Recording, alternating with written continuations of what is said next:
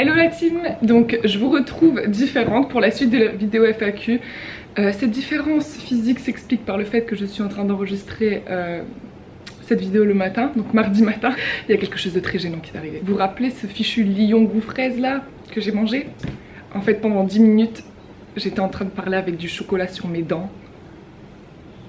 Du coup là je suis en train de rattraper ma dignité en filmant ce bout de vidéo, ce FAQ le matin, et je la poste ce soir. Vérification dentaire. Ça va. Bon chaud, mais attendez, regardez ma vue, elle est incroyable. Mais on peut voir un volcan normalement là-bas. Sinon, la verdure. Alors, est-ce que c'est simple de se déplacer grâce au transport en commun ou en scooter? Alors, j'ai jamais vu de transport en commun à Bali. J'ai jamais vu de bus. Il n'y a pas de métro évidemment. Mais ouais, il n'y a pas vraiment de transport en commun ici. Tout le monde se déplace en scooter. Il y a quelques voitures parfois, mais généralement c'est en scooter. Ou alors il y a aussi le taxi qui s'appelle Gojek ici. C'est une application Gojek où tu peux commander des taxis scooters, des taxis voitures, de la nourriture.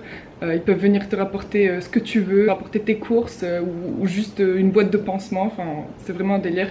Donc ouais, il n'y a pas vraiment de transport en commun, mais ça se fait principalement en scooter. Combien coûte une nuit à l'hôtel sur Bali? Alors, ça varie beaucoup, c'est pas vraiment touristique, donc les nuits d'hôtel sont moins chères que d'habitude. Après, il y a de tout, hein, franchement. Des hôtels pas chers, t'as des hôtels plus chers, beaucoup plus chers, enfin il y a toutes les gammes vraiment. Tout le monde ici utilise le site agoda.com, donc si jamais vous voulez réserver des chambres d'hôtel ou des chambres, même des auberges, je vous conseille d'aller via ce site, souvent il y a des réductions. Tu es seule à Bali? Non, j'ai rejoint mon pote Jamel. Tu es là-bas pour combien de temps? J'ai pas vraiment de... J'ai juste pris un billet d'aller. J'ai juste pris un billet d'aller simple. Voilà, j'ai pas vraiment de durée déterminée dans le temps. Je fais souvent mes voyages au feeling. Je suis venue ici, billet d'aller simple, je vais rester quelques mois c'est sûr. Et puis je verrai comment la vie se passe, mais je vais sûrement rentrer un peu sur Paris. J'ai des potes là-bas et puis ça fait longtemps que je suis pas rentrée en France. Est-ce que la vie coûte cher?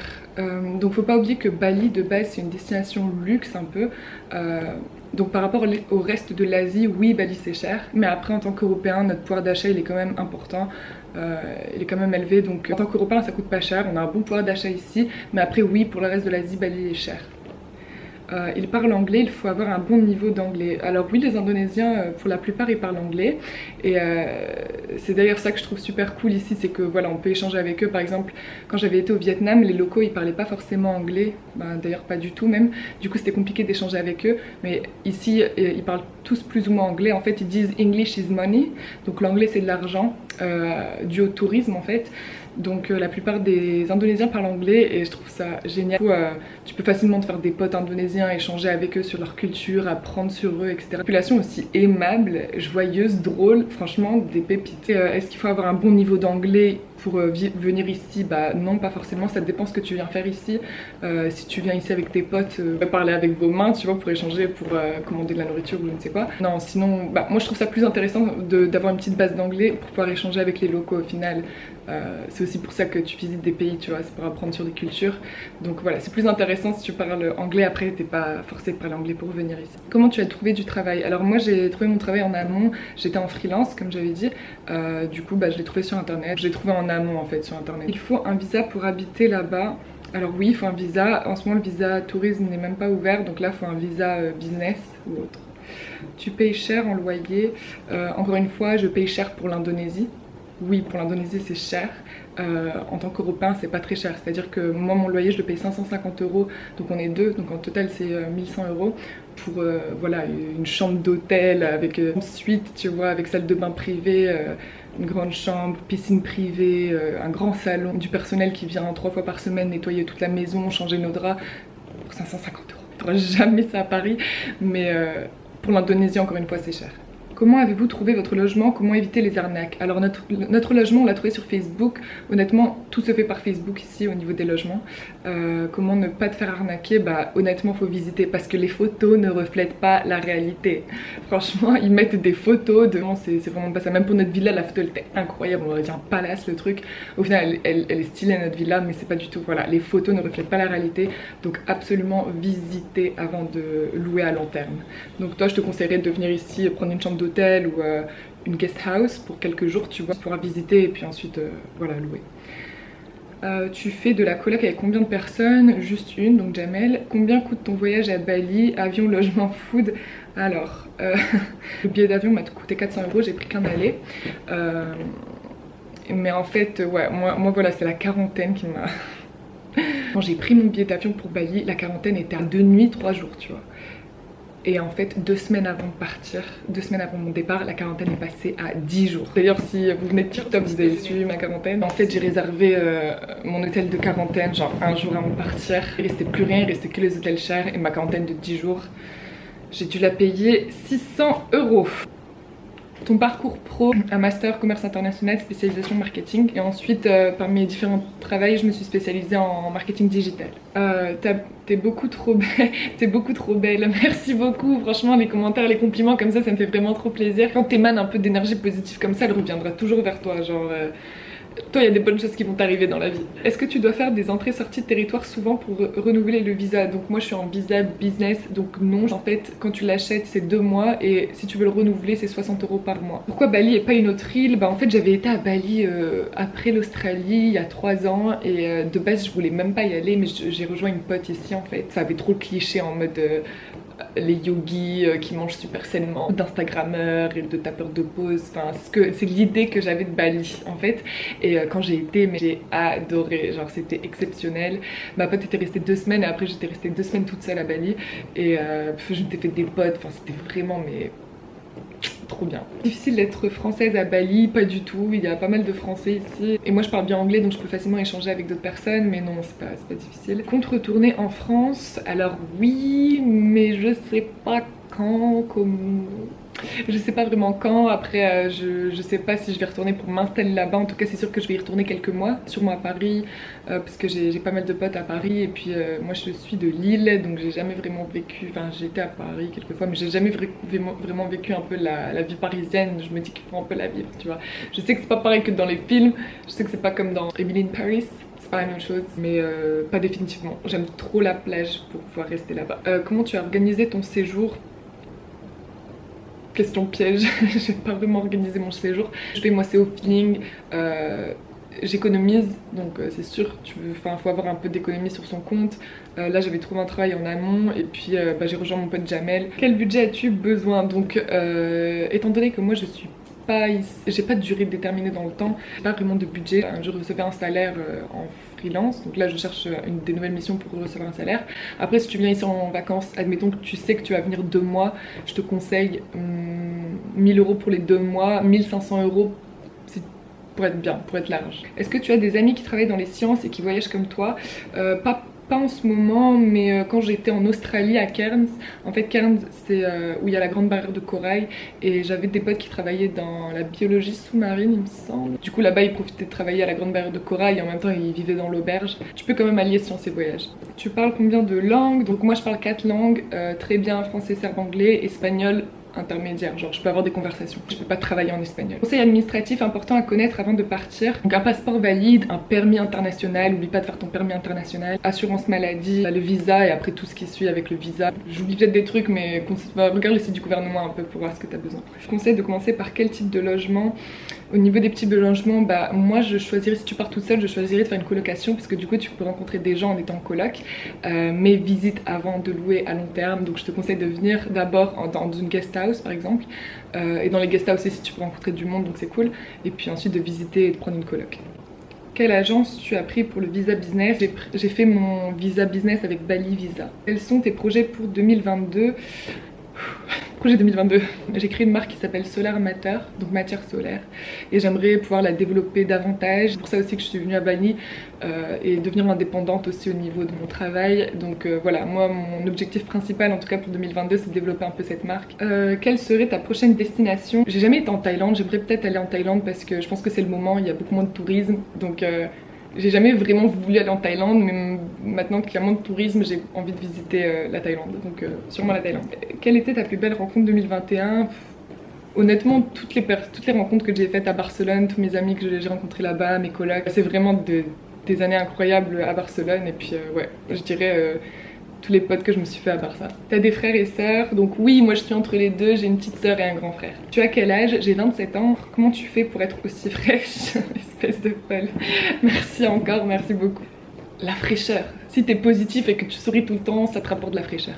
Est-ce que c'est facile de voyager, partir loin niveau mental? Non, c'est pas facile, c'est archi pas facile. Enfin, en fait c'est facile, tu sais quand tu sais que tu vas partir dans 3 mois, t'es là, tu fais la meuf, tu racontes à tout le monde, ouais je pars en Australie, nana et tout.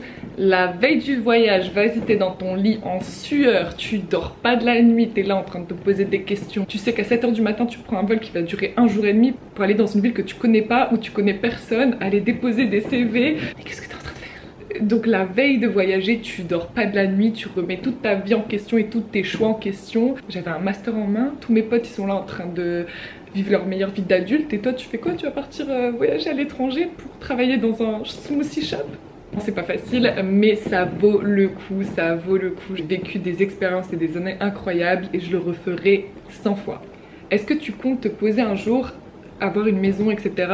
Oui, enfin j'espère me poser un jour. Mon rêve en fait c'est de vivre, d'avoir 2 maisons, une en Europe et une quelque part sur une île à l'étranger, peut-être Bali, peut-être le Mexique, qui sait. Mais ouais, faire, tu sais, genre 6 mois, ça serait mon rêve ultime.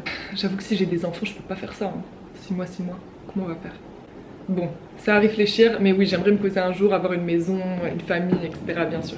Tu as des amis là-bas, donc moi je suis partie, je connaissais que Jamel, mais après on s'est fait des bandes de potes, on a rencontré un couple de Français incroyable, Sabrina, Rafi, je vous kiffe, on a rencontré pas mal de potes et puis maintenant un peu notre petite routine. Comment faire pour voyager autant en étant jeune comme toi? J'espère que j'ai répondu à cette question avec la vidéo, la partie 1 de la vidéo. En tout cas, si vous avez encore des questions, n'hésitez pas à me les poser en commentaire et je répondrai à toutes les questions en commentaire. Expériences pro qui t'ont aidé, honnêtement toutes les expériences m'ont aidé, même les moins bonnes, les mauvaises expériences, ça t'aide à savoir ce que tu veux plus, à faire de meilleurs choix.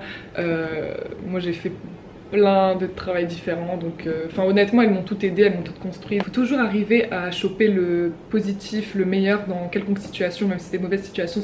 Faut te demander pourquoi ça m'arrive, qu'est-ce que je peux en tirer de cette expérience, même si c'est une mauvaise expérience. Quel est ton métier aujourd'hui? Donc marketing digital. La vie là-bas, la nourriture, restaurant, logement, c'est cher ou pas? Il y a énormément de restaurants, de cafés, de gym, de centres de yoga, il y a énormément de choses qui sont faites en fait pour les touristes où les prix vont être adapté aux touristes. Et par exemple même si tu vas dans des restaurants, souvent t'as 2 menus, genre t'as les menus pour les Indonésiens et t'as le menu pour les étrangers. Du coup nous on paye plus cher. Tu vis en Indonésie ou tu es là-bas en vacances? Je sais pas trop répondre à cette question, on va dire que je vis et je suis en vacances ici. Donc en ce moment je suis en vacances mais je vis ici, je travaille, enfin je vais pas rester ici indéfiniment, mais en tout cas pour l'instant oui je vis ici. Comment, à qui avez-vous acheté vos scouts et l'essence? C'est vraiment de l'alcool. Toi tu viens de TikTok parce que j'ai posté une vidéo TikTok où je disais en mode en fait ici ils mettent de l'essence avec des bouteilles d'Absolute, mais en fait à l'intérieur c'est de l'essence, c'est pas de l'alcool, c'est pas de la vodka. Et tes scooters tu peux les acheter dans les magasins ou qui louent des scooters, il y en a plein, il y en a beaucoup. T'as des scooters plus ou moins bons, le mien il est tout pété là, je sais pas à combien de kilomètres heure je vais, les lumières elles marchent pas, enfin bref. Et moi ce scooter je paye 30 € par mois, donc le prix suit avec ce que t'as, tu vois. Comment était le Welsh? En fait il y a un restaurant français ici qui fait des raclettes, des Welsh, des plats, des escargots. Même la première fois que j'ai goûté des escargots c'était dans ce restaurant là, à Bali. Donc ouais, ils font de tout et il était incroyable, franchement le Welsh au top. Le fromage était super bon. Combien d'études as-tu fait pour en arriver là? J'ai fait 5 ans d'études, mais t'as pas besoin de faire les études que j'ai fait pour avoir eu la vie que j'ai faite. Mon parcours là, après mon master, les gens qui sont en master ils font pas ça. Au bout de combien de temps tu as su que tu voulais faire le métier que tu fais aujourd'hui? Franchement ça s'est fait au fur et à mesure du temps, j'ai jamais vraiment su. J'envie les gens qui ont une passion, genre les gens qui ont une passion pour la médecine ou quoi, genre tu sais que tu vas faire médecine et que tu vas être médecin. Et genre c'est tellement plus simple que les gens qui savent pas ce qu'ils veulent faire en fait.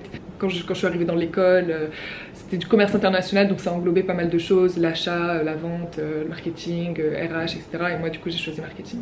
Tu fais quoi dans la vie? Sinon continue ce que tu fais et profite bien. Bah dans la vie, je vis, je profite de la vie. Ça m'a fait bégayer cette question. En tant que métier si tu veux, c'est du marketing digital et je peins, je fais les peintures. J'aime bien dire que je suis artiste. Je suis beau. Bah oui, self-love, toujours avoir son self-love là, c'est Je suis sûre que tu es beau, tu as raison. Tu as commencé à voyager et t'installer dans différents pays à partir de quel âge? J'ai commencé vers 18 ans du coup. J'ai vu ton TikTok mais tu n'y as pas répondu, tu fais quel métier au final? Marketing digital du coup. Comment tu fais pour financer tes voyages? Donc moi je voyage en travaillant à l'étranger ou en freelance ou en VU, donc j'ai répondu un peu avec cette vidéo. Alors commencer Bali, c'est exceptionnel, je vous conseille à tous de passer un peu de temps à Bali. La vie ici elle est tellement plus simple et posée, plus ralentie en tout cas qu'en France. Tu es bilingue donc oui, tu travailles depuis quel âge? Enfin à 18 ans j'ai commencé à travailler un peu des tafs étudiants. CV, est-ce que tu veux mon CV ou tu me demandes si ça va? Si tu me demandes si ça va, je vais bien. Merci. Quand as-tu commencé à vouloir aller à l'étranger? J'ai commencé à vouloir aller à l'étranger quand j'étais au lycée, en regardant des vidéos, puis des YouTube, vivre de nouvelles expériences. Ça m'a donné envie, je dirais, vers le lycée, ouais.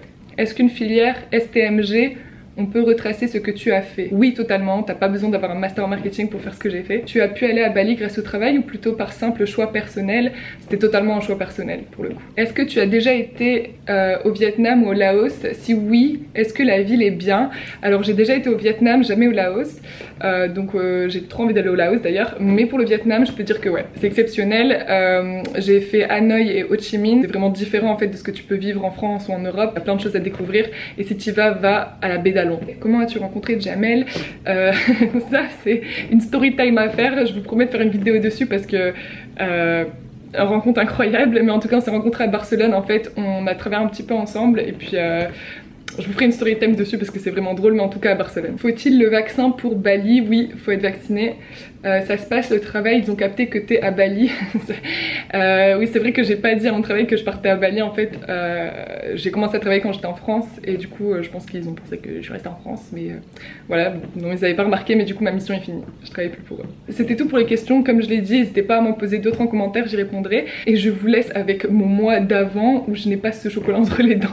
Donc voilà, le FAQ est fini et il est temps d'ouvrir un autre paquet. Spécial d'Indonésie que généralement tu manges pas en chips, mais là c'est fait en chips.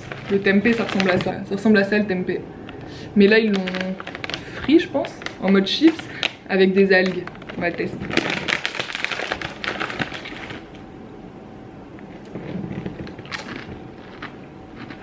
C'est fort. C'est bon. En vrai c'est grave bon. Pour clôturer la vidéo en fait, j'aimerais vous donner juste quelques conseils de vie un peu que j'ai appris au cours de mes voyages. Mes voyages ils m'ont vraiment changé et appris beaucoup de choses sur moi-même et sur la vie en général. La première chose que j'ai appris en fait, c'est vous voyez la phrase « Ne fais pas aux autres ce que tu n'aimerais pas qu'on te fasse ». Genre, traite les autres comme tu voudrais être traité.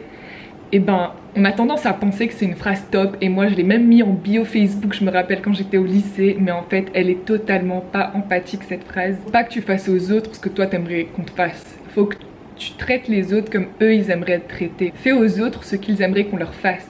C'est plutôt ça en fait quand tu pars dans différentes cultures, c'est-à-dire que des trucs positifs pour toi, c'est peut-être pas forcément positif pour d'autres personnes. À titre d'exemple concret, quand j'étais en Corée du Sud, notre boss en fait, à l'auberge de jeunesse, il aimait trop nous inviter les travailleurs en fait à manger à l'extérieur. Et donc il payait à chaque fois. Donc quand on allait au resto, comme c'est lui qui nous invitait et c'était notre boss, il payait pour tout le monde. Et en fait, à un moment il a fait 3 soirs d'affilée et il y a une meuf, une lituanienne qui était mal à l'aise parce qu'elle dans sa culture, c'est bon, tu vas pas tout le temps laisser cette personne payer, tu vois.